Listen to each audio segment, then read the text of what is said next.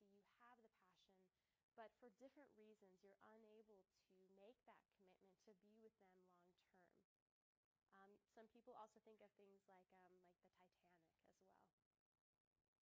Then there's companionate love, right? So this is what you feel for like a really good, really close best friend. So you have this sense of intimacy and closeness. You have the commitment. You want to stay being close to them for a very long time, but there's just no sexual desire or arousal. So that's companionate love, right? Then there's fatuous love. So here, you have passion and commitment, right? You have the desire sexually, you want to stay with them, but you don't have that sort of deeper psychological connection. So you're only really committed to each other for sex. So the examples that are often talked about are these kind of whirlwind courtships. Some people think of like Tom Cruise and Katie Holmes, or Britney Spears and her many fatuous love affairs.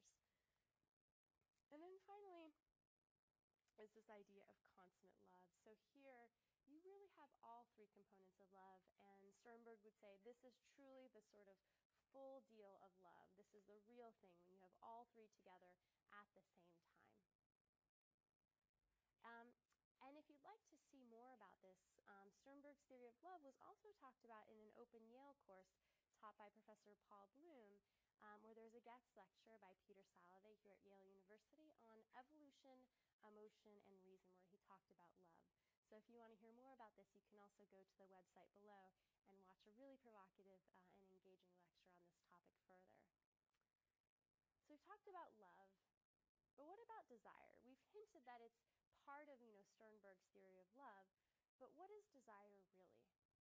So here what I have side by side is romantic love and the different components we just talked about, and pitting this against sexual desire.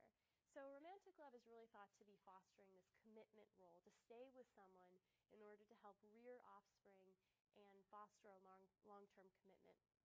By contrast, sexual desire has what's just called an initiation role, to kind of initiate this kind of appetitive or approach behavior to essentially go and mate with a potential partner. So really what it's focused on is promoting sexual behavior, getting close to the person, so proximity seeking, and just making physical contact. It's associated with releasing different gonadal, kind of estrogen and androgen hormones, which are thought of as these sexual hormones.